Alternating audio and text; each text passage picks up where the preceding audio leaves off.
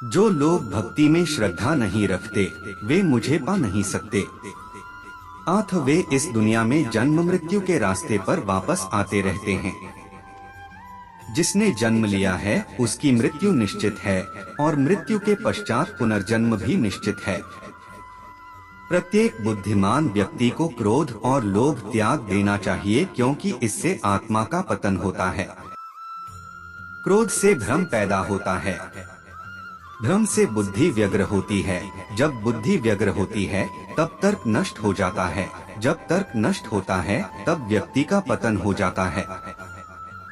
जो सब प्राणियों के दुख सुख को अपने दुख सुख के समान समझता है और सबको समभाव से देखता है, वही श्रेष्ठ योगी है। जो लोग हृदय को नियंत्रित नहीं करते हैं, उनके लिए वह शत्रु के समान काम करता है। जो व्यक्ति निरंतर और अविचलित भाव से भगवान के रूप में मेरा स्मरण करता है, वह मुझको अवश्य ही पा लेता है। श्री भगवान होने के नाते मैं जो कुछ भूतकाल में घटित हो चुका है, जो वर्तमान में घटित हो रहा है और जो आगे होने वाला है, वह सब कुछ जानता हूँ। मैं समस्त जीवों को भी जानता हूँ, किंतु मुझे कोई नहीं जानता। अनेक जन्म के बाद जिसे सचमुच ज्ञान होता है, वह मुझको समस्त कारणों का कारण जानकर मेरी शरण में आता है। ऐसा महात्मा अत्यंत दुर्लभ होता है। मैं जल का स्वाद हूँ, सूर्य तथा चंद्रमा का प्रकाश हूँ, वैदिक मंत्रों में ओंकार हूँ, आकाश में ध्वनि हूँ तथा मनुष्य में सामर्थ्य हूँ। डर धारण करने से भविष्य के दुख का निवारण नहीं होता है। डर केवल आने वाले दुख की कल्पना ही है। निर्बलता अवश्य ईश्वर देता है, किंतु मर्यादा मनुष्य का मन ही निर्मित करता है। धन और स्त्री सब नाश रूप है, मेरी भक्ति का नाश नहीं है। जिस भाव से सारे लोग मेरी शरण ग्रहण करते हैं, उसी के अनुरूप मैं उन्हें फल देता हूँ। जो मेरे आविर्भाव के सत्य को समझ लेता है, वह इस शरीर को छोड़ने पर इस भौतिक संसार में पुनर्जन्म नहीं लेता, अपितु मेरे धाम को प्राप्त होता है। मैं वह काम हूँ जो धर्म के विरुद्ध नहीं है। जो लोग निरंतर भाव से मेरी पूजा करते हैं, उनकी जो आवश्यकताएं होती है, उन्हें मैं पूरा करता हूँ, और जो कुछ उनके पास है उसकी रक्षा करता हूँ। भक्तों का उद्धार करने, दुष्टों का विनाश करने तथा धर्म की फिर से स्थापना करने के लिए मैं हर युग में प्रकट होता हूँ। जब भी और जहाँ भी अधर्म बढ़ेगा, तब मैं धर्म की स्थापना हेतु अवतार लेता रहूंगा। मैं ही लक्ष्य, पालन करता, स्वामी, साक्षी, धाम, शरण स्थली तथा अत्यंत प्रिय मित्र हूँ। मैं सृष्टि तथा ब्रह्मांड सबका आधार, आश्रय तथा अविनाशी बीज भी हूँ। जिसने मन को जीत लिया है, उसके लिए मन सबसे अच्छा मित्र है, लेकिन जो ऐसा नहीं कर पाया, उसके लिए मन सबसे बड़ा दुश्मन बना रहेगा।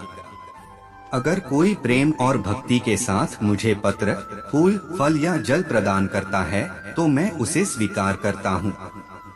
जो हुआ वह अच्छा हुआ, जो हो रहा है वह अच्छा हो रहा है, जो होगा वो भी अच्छा ही होगा।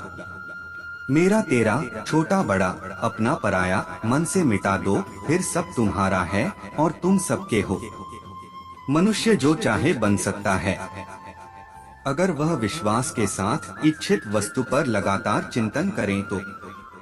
जो मनुष्य अपने कर्मफल प्रति निश्चिंत है और जो अपने कर्तव्य का पालन करता है, वही असली योगी है। जो पुरुष न तो कर्मफल की इच्छा करता है और न कर्मफलों से घृणा करता है, वह सन्यासी जाना जाता है।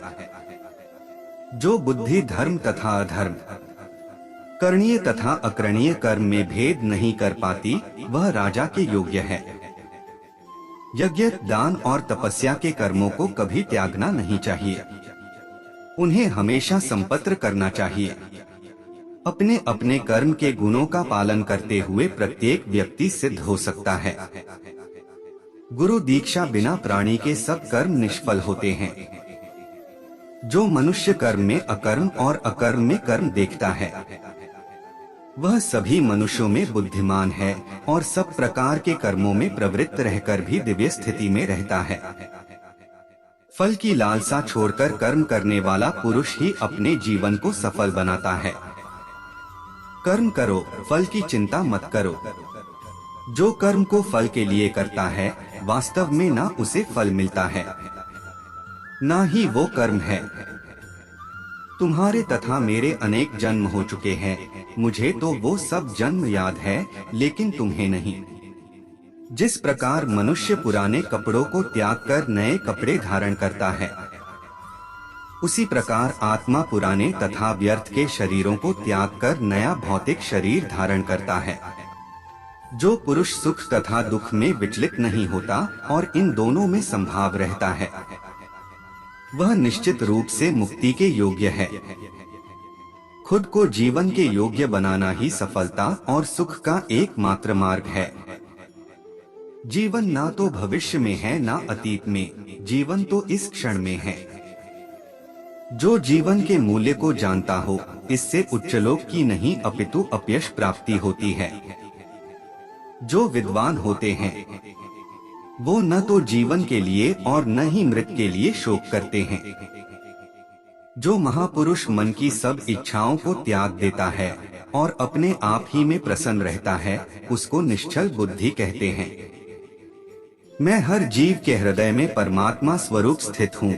जैसे ही कोई किसी देवता की पूजा करने की इच्छा करता है, मैं उसकी श्रद्धा को स्थिर करता हूँ, जिससे वह उसी विशेष देवता की भक्ति कर सके।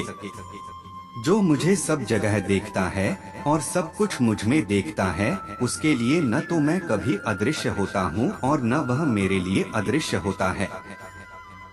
जो बहुत खाता है या कम खाता है, जो ज्यादा सोता है या कम सोता है, वह कभी भी योगी नहीं बन सकता। परमेश्वर प्रत्येक जीव के हृदय में स्थित है। मैं ही गर्मी प्रदान करता हूँ और बारिश को लाता और रोकता हूँ। मैं अमर हूँ और साक्षात मृत्यु भी हूँ। ईश्वर, ब्राह्मणों, गुरु, माता पिता जैसे गुरुजनों की पूजा करना तथा पवित्रता, सरलता, ब्रह्मचर्य और अहिंसा ही शारीरिक तपस्या है।